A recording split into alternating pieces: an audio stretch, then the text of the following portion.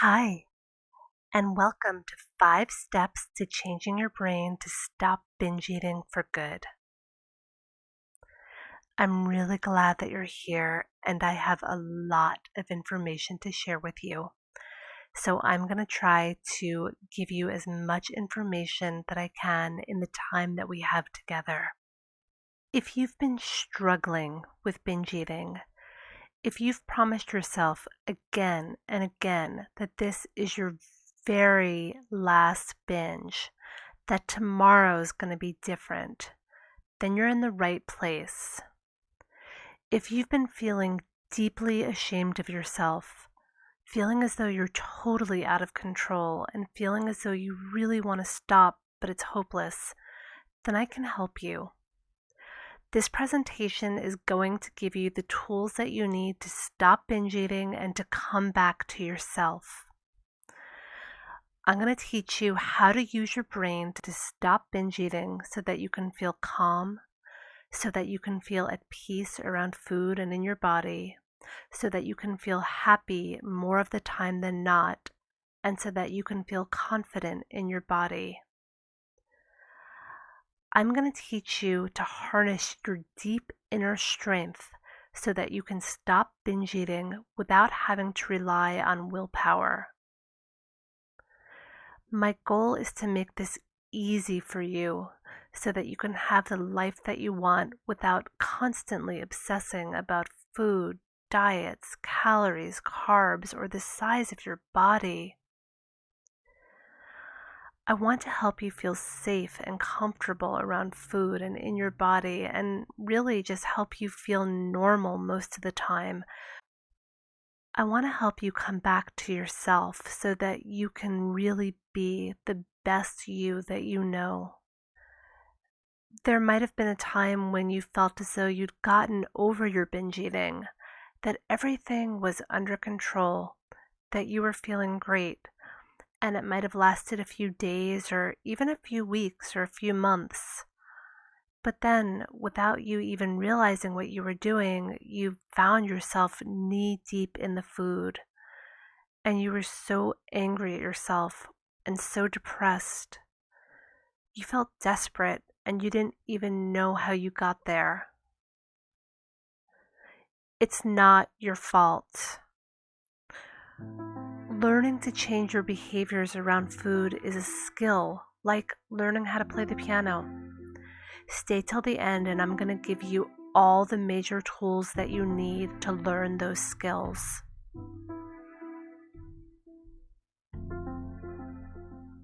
In this presentation, we're going to cover the following.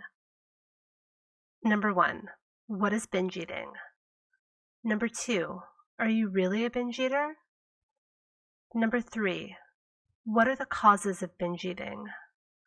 Number 4, why you don't need more willpower.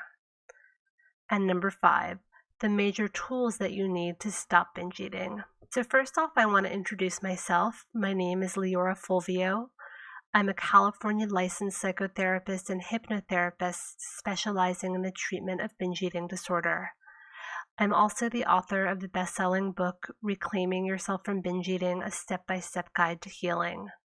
Professionally, I'm a member of IADEP, which is the International Association of Eating Disorder Professionals, as well as NADA, which is the National Eating Disorder Association, AED, which is the Academy on Eating Disorders, and I'm a member and also on the board of directors at BETA, which is the Binge Eating Disorder Association. Helping women recover from eating disorders is my life's work.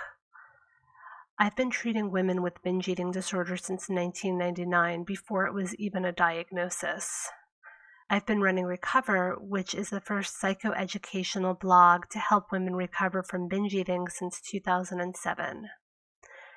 It's my mission in life, really my spiritual calling, to help women let go of disordered eating, disordered thoughts about food, and to help them not just feel comfortable with themselves, but to really cherish themselves physically and emotionally. When women love and value themselves more, and take care of themselves more, then they're capable of caring and valuing the people around them. And that just makes the world a better place. It sets off a chain effect, and people start to take care of each other. People start to become better people. Part of what is really important to me is helping women take their focus off what their bodies look like and the objectification of themselves, and refocusing more on who they are, what makes them amazing, what makes them good, important, valuable people. That's important to individuals, but also to the world at large. Part of my desire to help women heal is the fact that I've been through the personal hell of long-term disordered eating. It started when I was very young, less than 10 years old. My mom herself was a chronic restrictor and a secret binge eater, and in our house, snacks and chocolate and treats definitely weren't allowed. A big treat was a piece of diet bread toasted with non-fat cottage cheese smeared on it and sweet and low sprinkled on top. My mom called that cheesecake.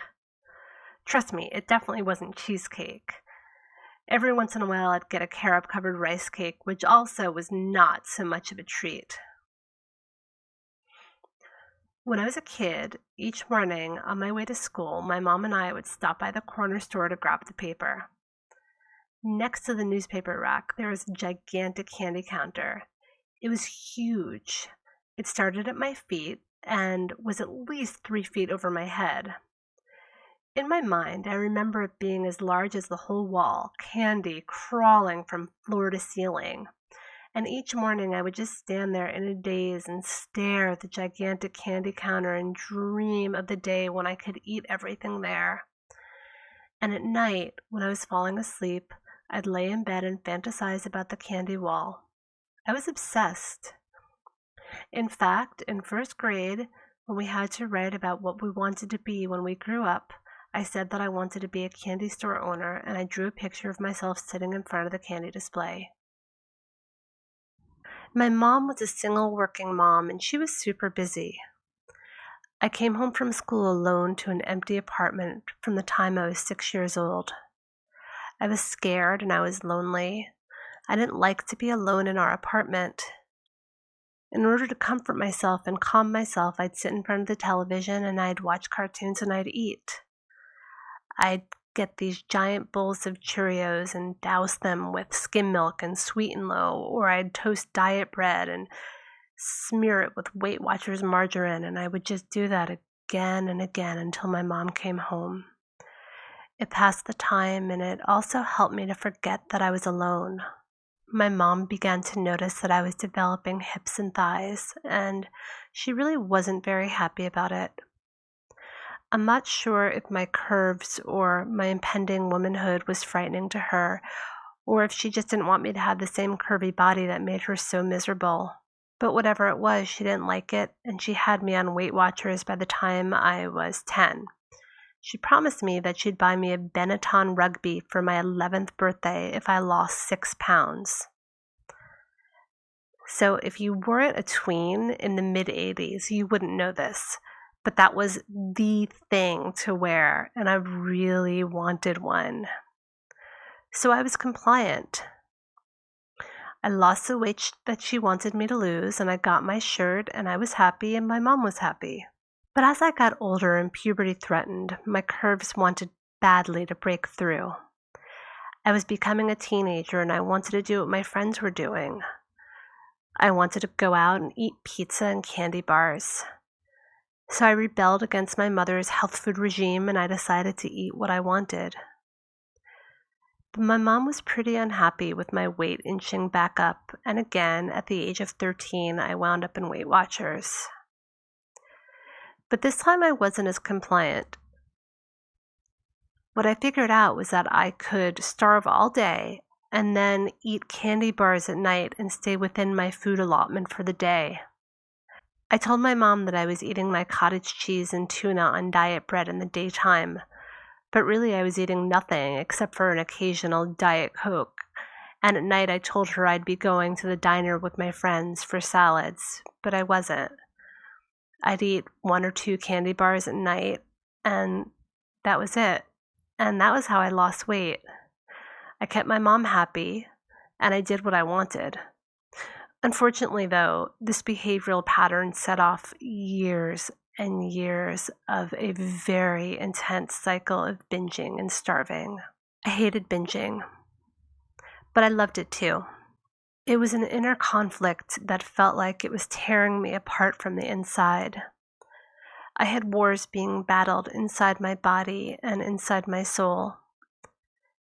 It became more and more intense until it spun out of control. High school was a mess.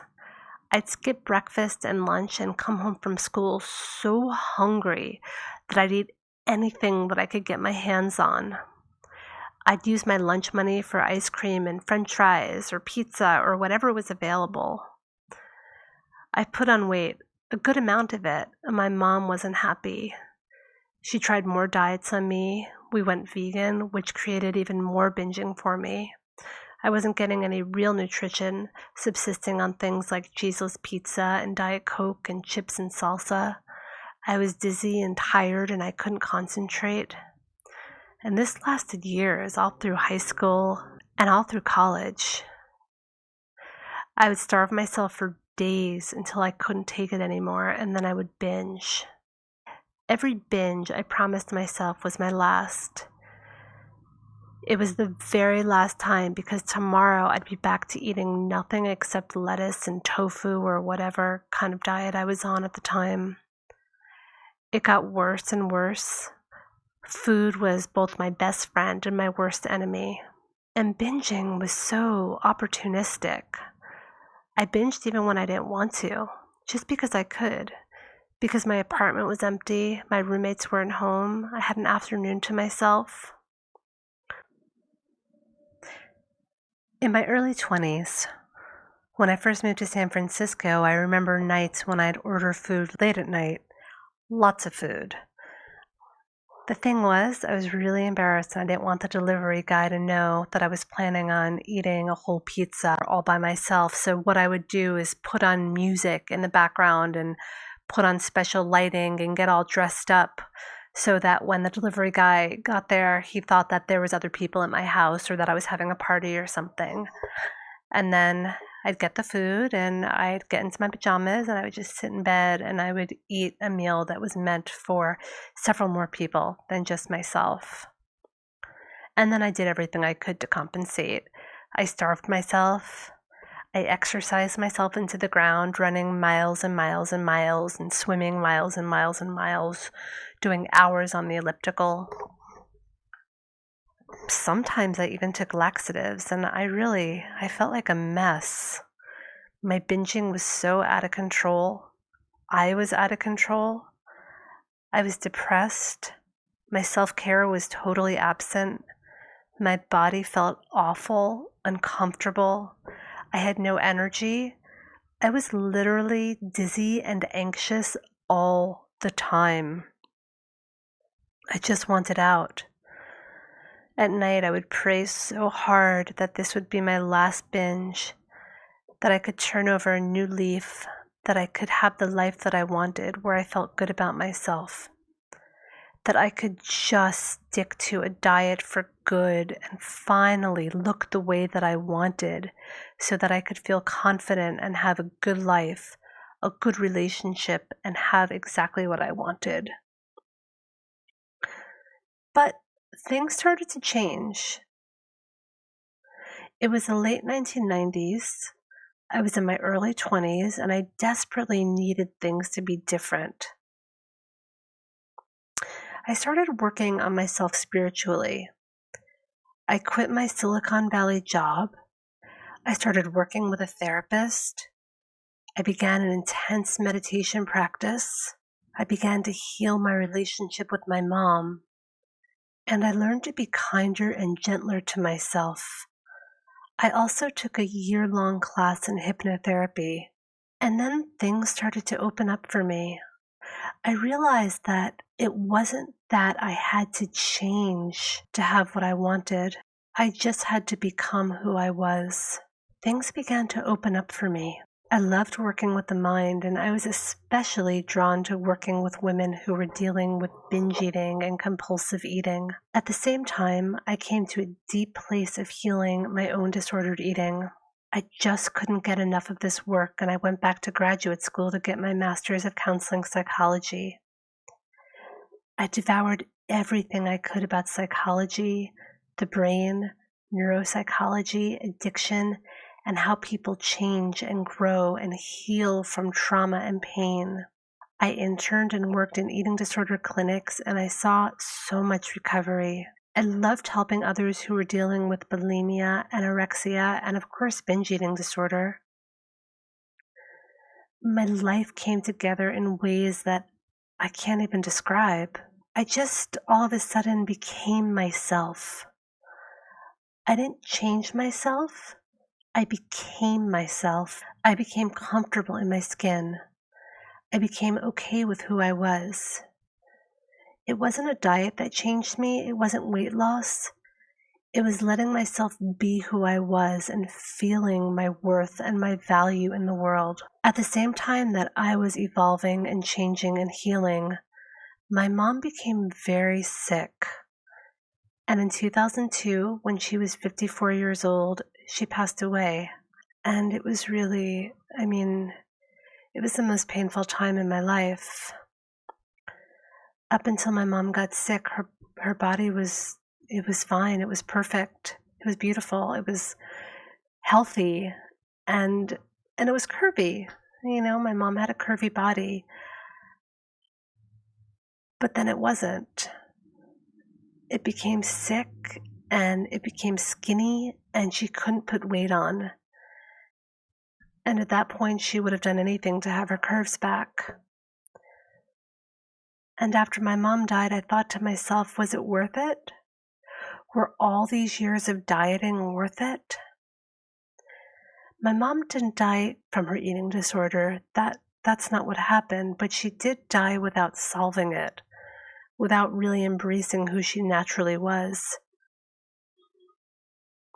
Her life was spent fighting against herself and her natural beauty and her curves. She never accepted herself or her body. It was always a fight. I didn't want that for myself. I didn't want to die knowing that I had spent my whole life obsessing about food and my weight.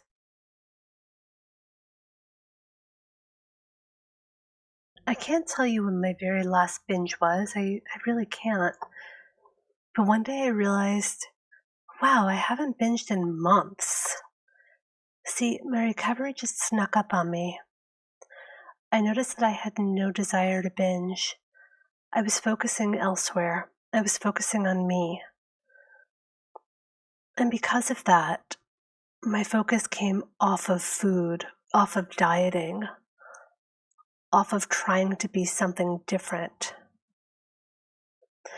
My feelings were accessible to me, and I was able to manage difficult feelings like anxiety and sadness and excitement and desire. These are all things that had been elusive to me previously. It's not that I didn't have these feelings anymore. Of course I did, and I do. I'm human. But my ability to manage my feelings and to feel safe with them and to know that they were just feelings, thoughts, energy impulses, that helped me to move through them more easily. And I didn't need to turn to food or go on diets anymore to gain control. And I didn't need to turn to food to forget my feelings.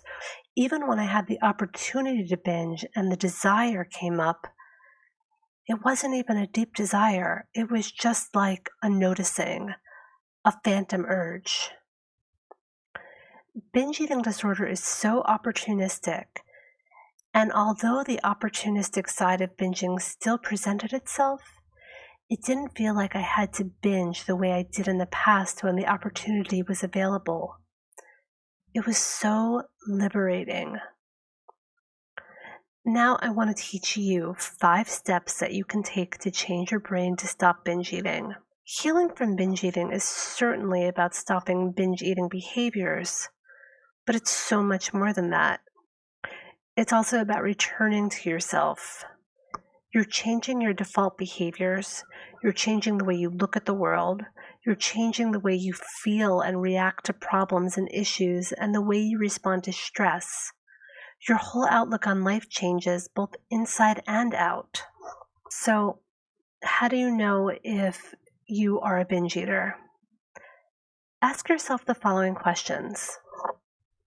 Do you eat in secret? Do you restrict certain foods sometimes but binge on them at other times? Do you go off and on diets repeatedly? Do you obsessively read health and fitness magazines and diet books? Do you drink a lot of coffee or diet soda to keep you from eating? Do you eat in a certain way in front of people and completely different when you're alone? Do you steal, hide, or hoard food?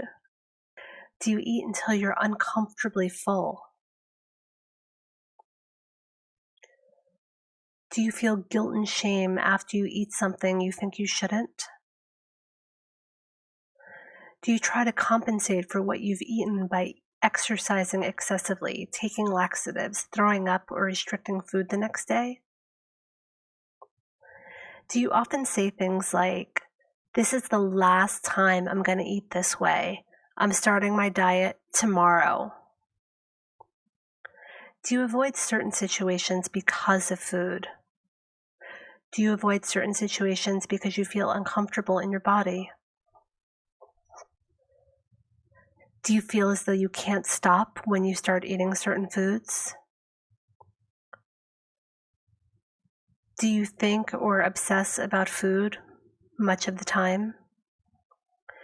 Do you eat when you're sad, lonely, anxious, tired, scared, or bored? Do you ever feel unsatisfied after a meal, even if you know that you're no longer hungry? Do you then still try to find some kind of taste or meal that will satisfy you?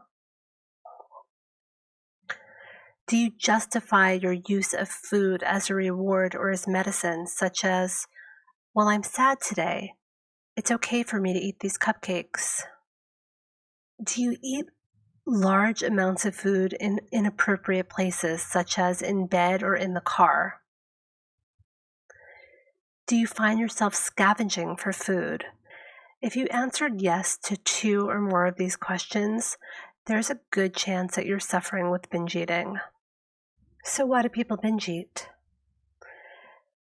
There's so many answers to that question. There's as many answers to that question as there are people in the world. People binge eat for a million different reasons. Some of the possible reasons are backlash from dieting. Maybe a long time ago, either somebody said that you were unacceptable, or maybe you felt unacceptable. Maybe your mom said that you were fat and that was a bad thing. Maybe the person you had a crush on said that you had a big butt. And maybe in 7th grade, your 5 best friends all decided that they didn't like you anymore, and you ate lunch by yourself on a bench for the rest of the year. Maybe then everybody else followed suit and stopped talking to you. Maybe you couldn't figure out why all these people were taunting you, so you blamed it on yourself, on your body. You decided that if you lost weight, if you made yourself really small, that you couldn't get hurt anymore. If you were tiny, nobody would judge you or insult you. You could hide, you could be invisible. But then one day you went off your diet and there was a big piece of birthday cake in front of you. And then eating that birthday cake symbolized everything that was wrong with you. All the hurt, all the bad things everybody ever said about you. The birthday cake told you that you were going to be abandoned, alone, and lonely for the rest of your life. And it was too much to take. So you ate more to make the pain go away. And then you hated yourself. And so you ate more. And then the next day you ate nothing. And you were hungry. You were so hungry, but you still ate nothing. The day after that, you were so hungry that you ate 5 bowls of cereal for breakfast. And then you kept eating for the rest of the day. You tried again to get back on your diet, and it lasted for a few days. But every time you ate something that you felt was unacceptable, you beat yourself up and tried to soothe yourself, make that discomfort of self-hatred go away by eating more food. You then found that you were stuck in a cycle. Another reason is that there was abuse. Maybe someone along the way did something that hurt you so much that you decided you needed to hide, and so you covered yourself and protected yourself by eating. The more weight you put on, the safer you felt. You believed that food kept you sane, it kept you protected, it was your coping mechanism, and it protected you from being physically hurt or abused by people. Maybe there was depression. You weren't the type to use alcohol when you were sad and drugs weren't your thing, but eating large amounts of food gave you a boost of serotonin. Food was helpful in that it became both your anesthesia and your Prozac. Binging on starchy, sugary foods raised your mood by generating a dopamine response, which lit up the pleasure center in your brain. But the dopamine signal regulated and you became depressed again, and more concentrated sugar and processed carbohydrates were needed to make you happy, although ultimately your depression got worse as your binge eating persisted. You became entrenched in a vicious cycle. Another reason is addiction to food chemicals and food additives. It used to be that food was really difficult to get. I don't mean back in paleo times, I mean like when your parents were kids. You went to the fish market for fish, the fruit stand for fruit, and the butcher for meat. There wasn't a bodega on every corner with cheap processed food for grabbing and eating on the run. Food became less like food and more like chemical substances that your body became addicted to. Food became so processed and concentrated that it was not food anymore. It was like drugs, chemical-laden drugs. Things like Twinkies and Ruffles got you feeling high, and you started going on benders where you felt that you couldn't stop. Your body became addicted to the chemicals and to the high. Your brain released dopamine every time you ate those things, and you became addicted to the rush of the chemicals. Another reason is neurochemicals. One of the most prominent neurochemicals that we talk about is oxytocin. Oxytocin is also called the love hormone. For decades now, we've been looking at the psychological mechanisms by which people replace intimacy with food. However, there's been research that proves that there is a distinct neurochemical reaction between food, lack of food, and oxytocin. When food is restricted, oxytocin levels in the blood decrease. This is a survival mechanism. That's because someone who's hungry would be more likely to save themselves if they didn't feel the need to give their food away to someone they love. Because of that, when oxytocin decreases, a preoccupation with food increases. So of course, when you're dieting or restricting and your oxytocin decreases, you become obsessed with food. Conversely, when food is plentiful, oxytocin increases and you become less interested and obsessed with food. And when your oxytocin levels increase, your obsession with food decreases. That's why you lose your appetite when you first fall in love. It's because of those increased oxytocin levels. Interesting, huh? Another reason people binge eat is because of black and white thinking. That's when you spend most of the time trying to be perfect or look perfect or act perfect and eat perfect. But you won't settle for anything less than perfection. So when you crack, when you do something less than perfectly, you believe that everything has fallen apart, and so you destroy everything. For instance, you decide that you're going to eat low carb all day, but at lunchtime you grab a roll from the bread basket and then you feel as though the whole day is ruined. So you spend the rest of the day binging on bread rather than just being okay with the fact that you ate a piece of bread. This is like getting a flat tire in your car and then getting out and slashing the other 3 tires. Yet so many people with binge eating issues are prone to this kind of thinking. Another reason is sensory-seeking behaviors. You're craving the sensation of food in your mouth. You feel like you need some crunching, chewing, and swallowing. It helps you feel calm. Eating in this case is a way to mitigate somatic anxiety, or the jitters. That's when your body feels anxious. Maybe your weight loss goals caused you to start binge eating. One of the big reasons that people do wind up having traumatic eating disorders is because their weight loss goals wind up harming them. In eating disorder recovery, we take the focus off of weight loss. The goal is recovery from the eating disorder, normalized eating, and deep, radical self-love and unconditional care for your body. This is difficult for those who have spent so many years striving to lose weight. The refocus on self-care is foreign. But we find in recovery that when we focus on weight loss at all, we keep our clients in the same situation, the same emotional situation that triggered their eating disorders in the first place. Maybe you binge eat for reasons that have nothing to do with any of these things, or maybe you binge eat for all of these reasons. Maybe you binge eat for a couple of these reasons. Whatever the reason or combination of reasons are, you can find peace around food and your body. Now, a lot of people believe that they're having trouble letting go of binge eating because they have no willpower. The truth is, you probably have loads of willpower. You've probably been on and off diets for years. You don't need more willpower. What you need are tools and understanding of how your body works. When you're eating enough of the right foods for your body, when you're managing the emotional symptoms of binge eating, you don't have to sit down and white knuckle it. You're going to know that you have everything inside of you that you need and the ability to access all of these tools. Your body's going to feel comfortable without overeating, and your mind is going to feel calm. So I'm going to go through a few of these tools to help you learn some quick ways to change your brain to help you heal from binge eating. Number 1, visualization meditations. Once you get the hang of meditation, you're going to believe that you have access to an actual superpower. Meditation significantly lowers your stress level. It protects your brain against normal aging. It regulates your blood pressure. It reduces anxiety. It helps to manage depression.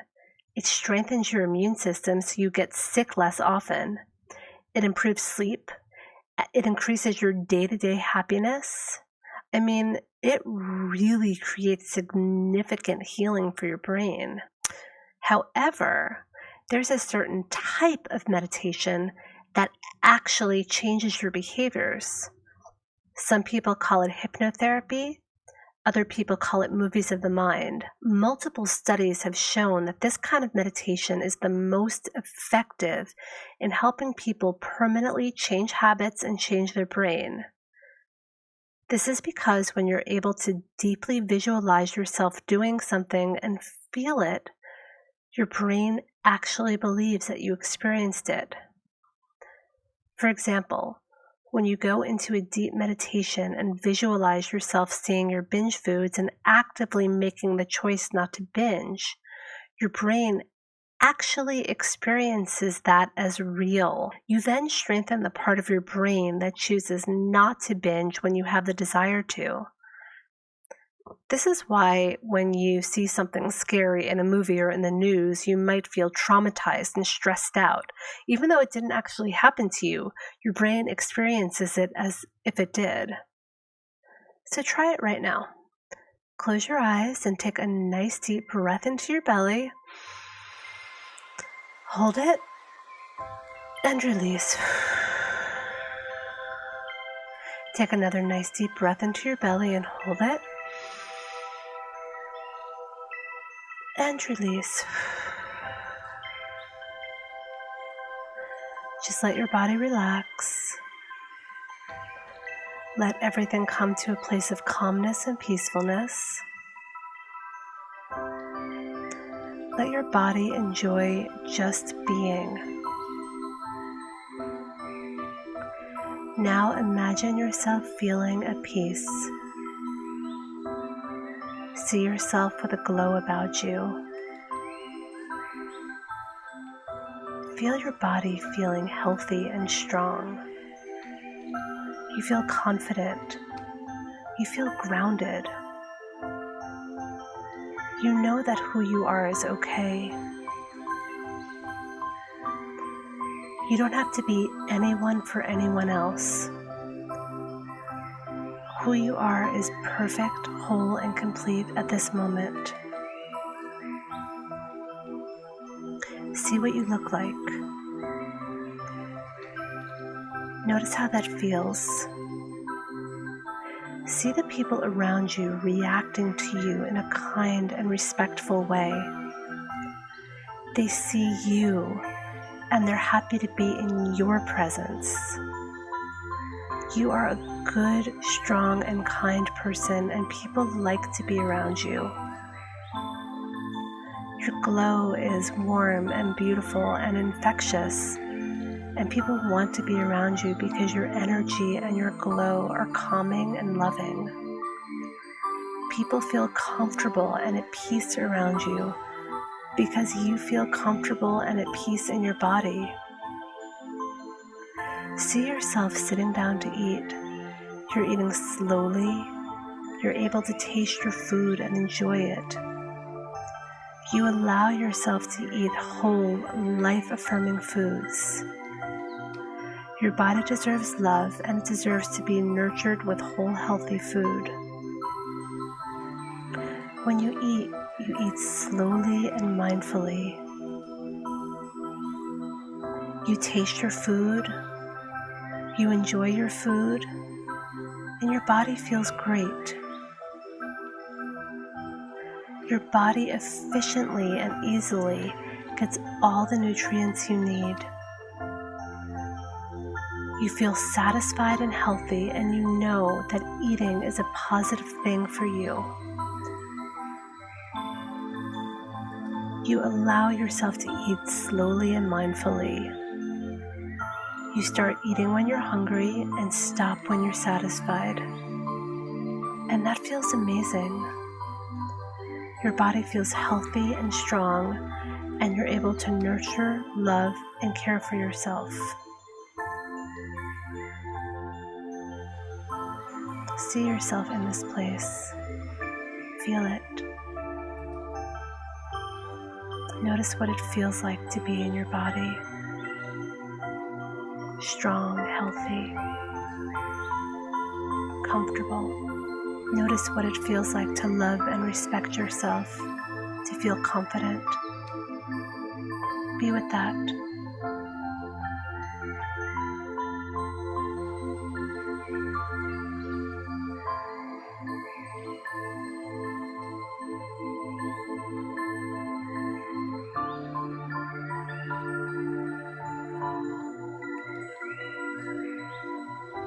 Now, take one more nice deep breath into your belly.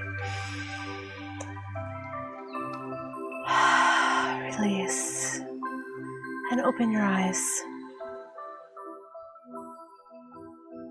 Taking time to see yourself on the other side of this will make it a reality. When you can conceive of doing something in your mind, you begin to achieve it in real life. Step 2. Give space to your emotions. One of the best ways to work through painful and difficult emotions is to allow yourself to be with them fearlessly. Binge eating is a coping mechanism. You found it because it helped you deal with painful emotions. However, when you come to realize that you can manage those emotions, that you don't have to hide from them, that you don't have to use food to make them go away, that your emotions are not something to run away from because they hurt you the most when you avoid them. That's when they go into your body and keep you stuck. Facing them with love and compassion, knowing that they're there for a reason, and tackling those reasons is the way to cope without food. When you're feeling an emotion, notice where it is in your body. lots of people tend to feel things like anxiety and sadness in their bellies. They eat to suppress that feeling. But by actually going down deep and feeling that sadness or anxiety or whatever it is and allowing it to exist, you give permission to the feeling to have a place in the world and a place inside of you without believing that you have to make it go away. As human beings, we have access to millions of different emotions. Yet we believe that we are only allowed to feel fine. But feeling joy, pain, sadness, angst, anger, fear, stress, anything, it's all part of the human experience. When you allow that all to come in, even with fear, you give space. You give a forum for your human experience. You expand yourself and you expand your mind. You then find that you don't have to push any of what you were experiencing away with food. Step 3, self-directed neuroplasticity. Neuroplasticity is your brain's ability to change itself. Self-directed neuroplasticity is when, with intention, you change your own brain patterns. This could be changing your behaviors, creating new habits, getting rid of old habits, learning new skills, or changing the way you choose to think. The steps of using neuroplasticity for binge eating are becoming aware that you would like to let go of binge eating, thinking about why you want to let go of binge eating. How would it improve your life? How would it change your life either for the better or the worse? Being aware of all the different internal conflicts about letting go are important. Without that, you stay in the denial state. But when you accept all pieces of your feelings around binge eating, you have more of the power that you need to change the behavior. At that point, your feelings don't control your behaviors, they just exist without undermining you. You become the one in control without being controlled. You then focus your attention on creating thought patterns that are commensurate with healthy eating behaviors. This certainly does take some work, but of course anything worth doing requires effort. Like if you wanted to learn to play the piano, there wouldn't be a trick where you all of a sudden sat down and knew how to play. You would have to learn the notes, practice, and then gain the skill. The same thing applies here. You practice focusing your attention on eating with love and self-compassion. You accept that this change is going to be somewhat uncomfortable at the beginning because you're working outside your comfort zone. You have to work outside your comfort zone to make this a permanent change. In the past, you were comfortable by grabbing food when you felt the urge to binge. You were comfortable by latching onto a new diet when your life felt out of control. Soon, your reality is going to be not grabbing food when you have the urge to binge. And that is going to be your new comfort zone. And those are both behaviors of the mind and physical behaviors are going to help you create new neural pathways that mold your brain to a place where it automatically is choosing behaviors that you actually like. The last part is patience. You have to have patience for yourself. You have to know that doing this consistently, practicing this daily, being kind and gentle with yourself, taking it slow, knowing that this isn't an overnight process, that's really going to help you. The more patient you are with yourself, the easier this is going to be because you're going to keep working on it. You're going to completely change the way your brain activates your behaviors, and those brain changes are going to become more solidified, and then you become the person that you want to be. Step 4, self-nurturing. This is when you give yourself unconditional love. When you give yourself love with intention, you reinforce the idea that you're worthy, that you're perfect, whole, and complete just as you are, and then you stop hurting yourself with excessive diets and excessive overeating. When you care for yourself, you think about your needs and you try to act on them. You should be treating yourself the way you would treat your best friend or a child. If your child or your best friend were sad or hurt, you wouldn't say, no, don't cry. I want you to eat this until you pass out. You wouldn't say that. You would say, come on, sit down and tell me everything. This is the way you need to start treating yourself.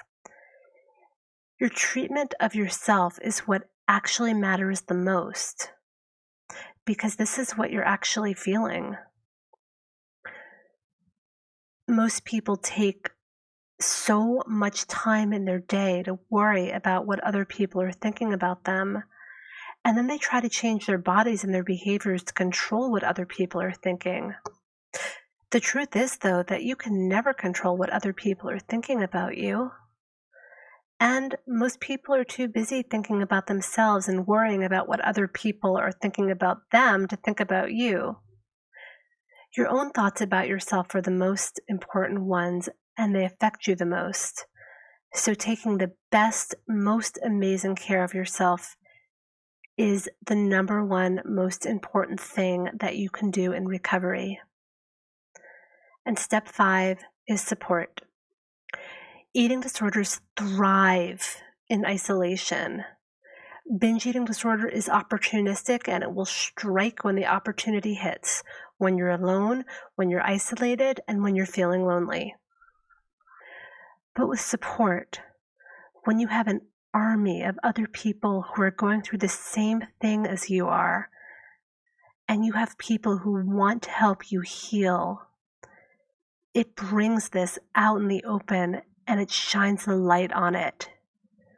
In isolation, we fall down, but when you have an army behind you to help strengthen you, you cannot fail.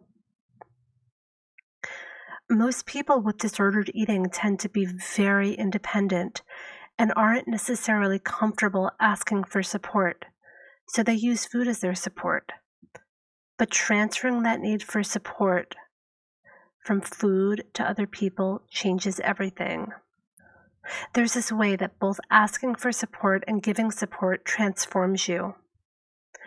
When you allow yourself to receive support and connect, you feel better. And when you give support, well, I know that most of you who are listening to this are really great caretakers, and that supporting others is what gives you strength. But when you're both giving and getting support, you fill yourself up rather than becoming depleted. Some of the ways to receive support are online or in-person groups. A great free in-person group is Eating Disorders Anonymous. ANAD also has fantastic free groups. Online groups for people dealing with binge eating disorder exist as well. Binge eating disorder is like a monster in the dark, but when you shine a light on it, it fades away.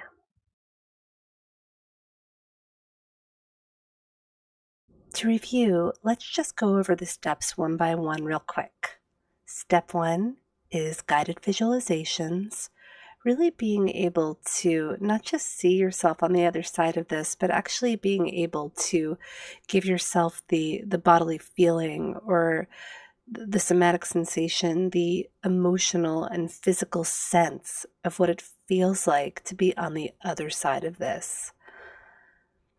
When you're able to be there in your mind, then you actually start going there when you're out in the real world, because your mind has made this familiar to you. Your mind has made recovery feel natural.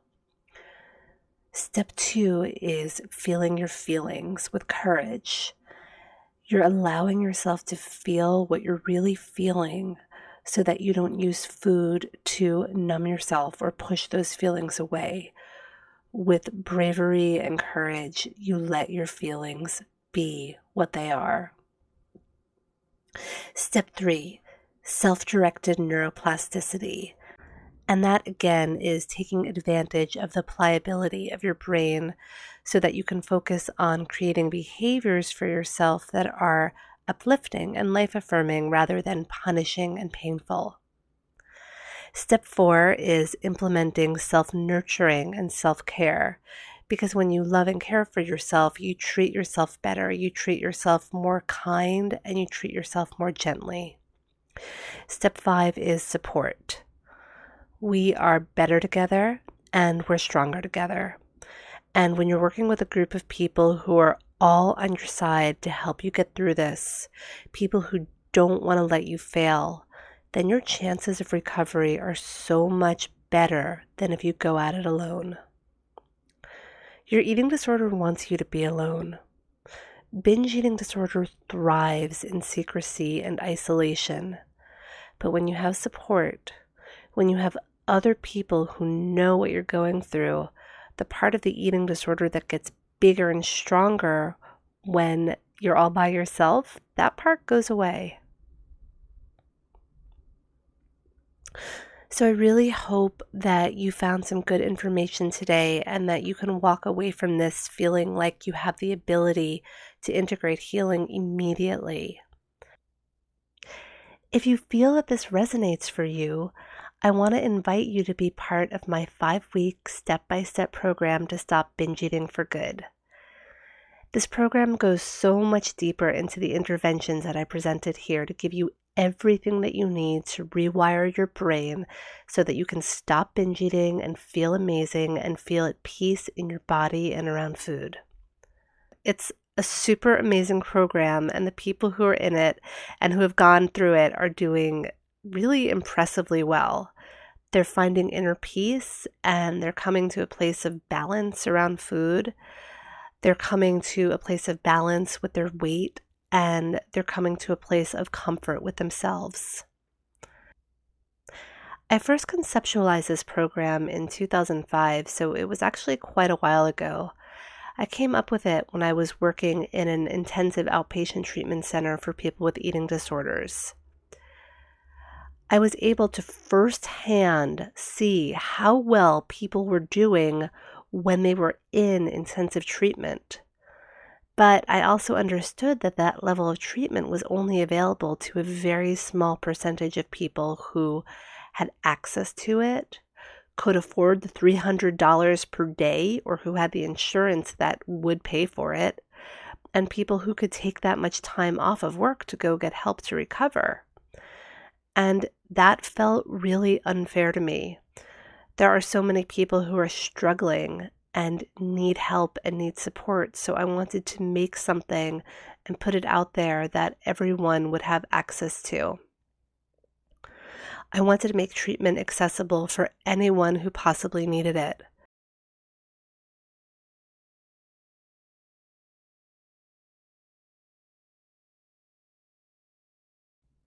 So I started working on and creating a program to give everyone almost everything that they could possibly get in intensive treatment without having to be in one place at a certain time every day and without having to pay thousands of dollars. It took me several years to create the most extensive program that I could for you. What this is something that gives you all the tools that you need to find peace within. The tools in this program will give you exactly what you need to come to a place of feeling steady, feeling even, feeling peaceful, and really just feeling normal around food in your body. This is absolutely not a diet. This is a long-term emotional wellness program that will help your mind relax, and it's going to help your body come to its right and perfect place. That means the size that your body is going to settle in when it's most healthy. With love, patience, and consistency, your body is going to find its healthy and right place.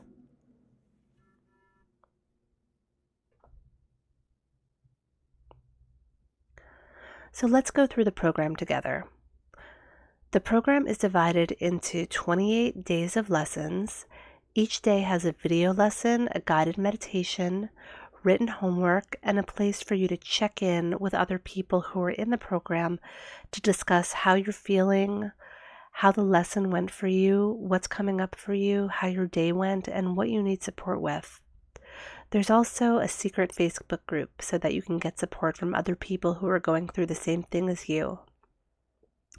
There are people from all over the United States, there are people from the United Kingdom, and there are people from Australia. So you're going to have the support at any hour of the day whenever you need to check in. The program is self-paced, so you can do it completely on your own time, and when you need the support of the group, everybody's there for you. So let's say you are up late and you feel like you're about to binge. You can either listen to a meditation to help you relax, or you can watch a video, or you can write in your journal, or you can reach out to the group on Facebook and ask for support. Or what if you did binge and you feel depressed or ashamed or guilty and you just need to talk? You want to reach out and talk to people and talk about what you're feeling. You can do that too. You can just reach out and tell us what you're going through. And we're going to be there to help you strategize so that tomorrow is a better day and so that you don't get stuck in the binge and so that you can use the experience to grow and learn and change. Although this is a 5-week program divided into 28 days, you can take as long as you need to complete the program. Once you buy it, it's yours for life. So if it takes you a year to complete, that's fine. You can do the class again and again and again and again and get something different out of it each time. As I said, it's an emotional wellness program. So it's about helping you to grow, heal, and really come out as the person that you are. The dieting industry, unfortunately, has led millions of women to spend so much time obsessing about calories, carbohydrates, their weight, their body size, that women forget who they are. They forget about their gifts, and they forget about what they were put on this earth to do. I truly believe that if the diet industry didn't exist, that we'd have world peace and a cure for cancer, because women would have more time and more brain space to do the work that they were meant to do. With this program, you're going to reclaim yourself. You're going to come back to yourself. You're going to come back to what's really valuable and important to you. With patience, lots of patience for yourself and lots of love for yourself and from others, you're going to stop being trapped in the vicious mind games of hating your body and thinking about food constantly. And instead, you're going to start becoming who you truly are and doing the amazing things that you want to do and that you were meant to do, that you were put on this earth to do. I want to make the world a better place by helping women to rise up out of food and calorie and weight obsession and help them to be who they are. I want to help you find the person that you were meant to be. I want to help you to utilize the gifts that you were given and help you to do what you were meant to do. I don't think that anyone was put here to spend their lives obsessing about their weight and calories. I want to help you let go of that, and I want to help you get the support that you need so that you can be who you are, because the world needs you. It really does. What I want to remind you of is that recovery is subtle. It's not an all-at-once thing. It's not like you go on a 2-week no-carb diet and you drop 10 pounds or whatever it is. It's something that is slow, subtle, and it sneaks up on you. It takes patience with yourself, but as you start to learn how to be kinder to yourself and be more patient with yourself, and as you integrate the lessons and the tools, you're going to begin to notice that you're doing more things for you, that you're less anxious, that you're thinking about food and diets less, and thinking about things that actually feel more important to you. You're going to notice that your life feels more full and more meaningful. Each day in the program, you're going to begin to feel more and more at peace as you put one foot in front of the other and practice the tools that are going to bring you calmness and help your eating come to a place of normalcy. The daily guided meditations are going to help you feel confident. They're going to help you feel loved. They're going to help you feel worthy. They're going to help you feel at peace and empowered. They're also going to help you feel calm and bring peace to your heart and to your day, and most likely to the people around you. Several women have told me that since they've been doing the meditations, they feel like they're a lot more patient with their kids and they're not yelling at their kids all the time. And one person even told me that her IBS symptoms have gone away. Another woman told me that she never even knew that she had so much peace inside of her. She said it was like a well that was untapped, that she didn't even know lived inside of her. So I know that if you come in, you are going to feel that. You are going to have access to everything inside of you that is really healing. The worksheets and the homework are going to help you dive deeper into yourself so you can learn more about your behaviors and your motivations so that you stop doing things that make you feel bad about yourself.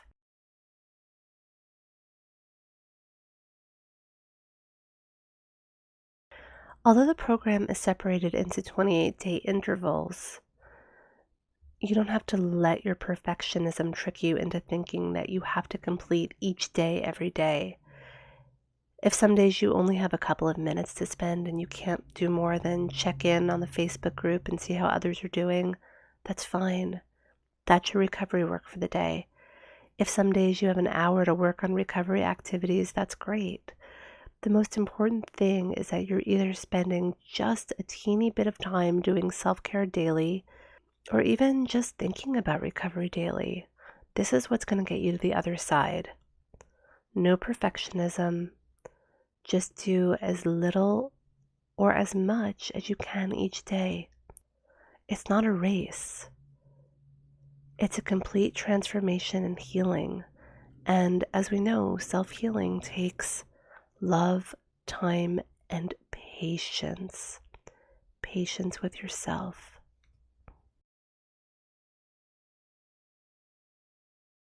So I want to take a moment to briefly talk about the cost of binge eating disorder. According to the Science of Eating Disorders, the average cost for a binge food was about $30.50 per week. But, a lot of people spend way more than that each week. But let's just stick with the average cost, $30.50 a week. That comes out to $132 a month, which is almost $1,600 a year. And over a matter of years, that's a lot of wasted time and money, not to mention the wasted resources of packaging, but also all of the time that you spent feeling guilty and depressed on binges. Once you purchase this program, it's yours forever. It's an extremely rich program right now, but I'm still going to be adding more and more to it. More interviews with body image experts and people who have recovered from binge eating and other eating disorders as well. More research as new information comes out. I'm going to keep adding to it. And it's always yours without ever having to pay for it again. There have been several studies that show that self-guided treatment for binge eating disorder is a cost-effective option that has outcomes that are comparable with traditional treatment.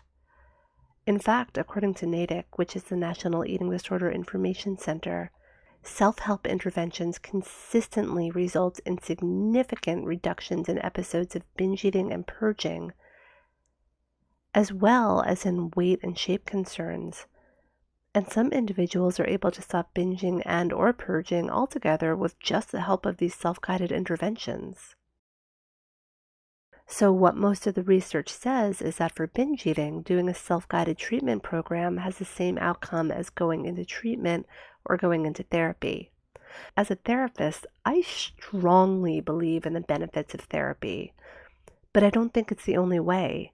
Lots of people can't afford therapy, don't have the time to do therapy, don't have the money to do therapy, or can't find somebody who's able to address this specific situation of binge eating. They're not eating disorder specialists. That's why I developed this very targeted program just for binge eating disorder. This way you do have treatment available to you. I have seen so much healing with this program, and I am so happy that I can offer it to you. I pulled a few quotes from directly inside the program to show you what people are saying. I've blurred out names and identifying information to keep everyone's information confidential. I recently started this program and I'm making good progress already. It's a wonderful program and I feel so grateful that I found it. I've been struggling with binge eating disorder for 30 years.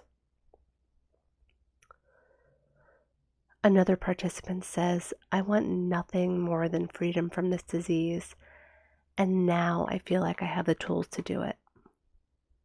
Someone else says, I feel stronger than ever, and I'm happy I have the tools now to fight back.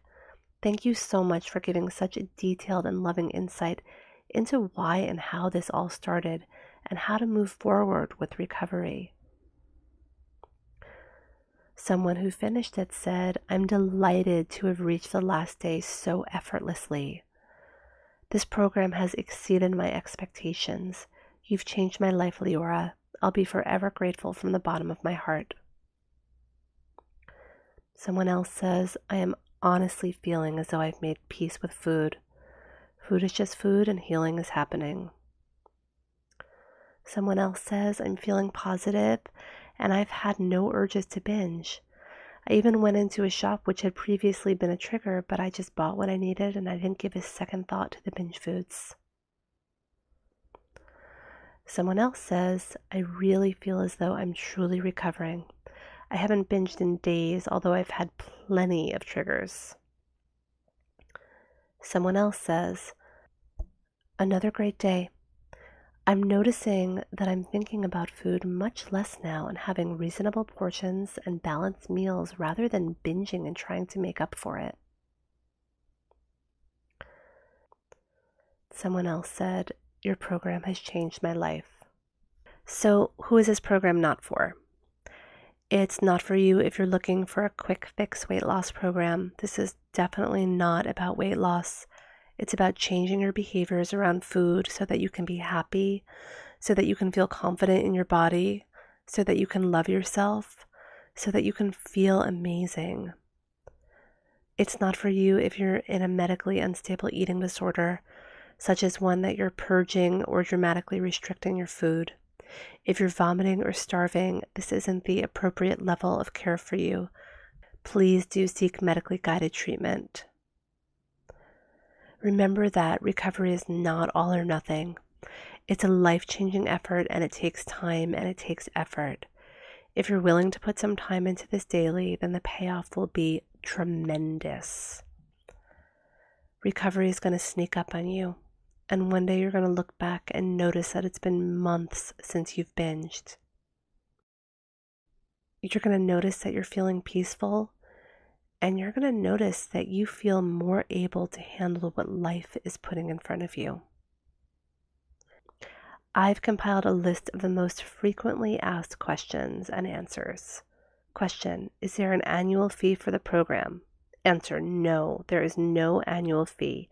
This is a lifetime program. After you purchase it, the program is yours for life, which means you can go through it again and again and again and get something different every time. As I said, as the years go on and more research comes out, I'm going to be adding to the program and making it even more robust. And as I add to it, the price is going to go up. However, you will never have to pay for the program again. Once it's yours forever. Question, is it really possible to recover from binge eating on your own without going to a therapist? Yes, absolutely. As I said earlier, there have been multiple studies proving the efficacy of self-guided treatment in binge eating disorder. And here's one that Kaiser did a few years back, which showed that statistically, recovery from binge eating using self-guided methods was just as efficacious as going to a therapist or going into treatment. Question, I'm bulimic. Do you think that I could do this program? I think that it would be a good complement to whatever treatment you're doing. However, bulimia is life-threatening, as is anorexia, and because of that, you definitely need to be under the care of a physician. the program alone would not be the appropriate level of care for you. You should look into a higher level of care, and some places to find that are recoverywarriors.com or edreferral.com. You can also email me directly and I can help you find appropriate treatment. Question: it looks like this program is a lot of work and a lot of information. I don't have the time to do this. Yes, there is a lot to it. That is true. I wanted to make sure that it was enough so that everyone can find healing from it. Even though it's a 5-week program, it's self-guided and it's yours for life. So you can take as long as you want, go through the whole thing in 5 weeks or 5 months or 5 years. Just find the parts that feel relevant to you. A lot of people are finding that they feel relief in their very first day of being in the program. You can take it as slow as you need to and still find healing. You don't have to wait until the end to be in recovery. Once you start, you're in recovery.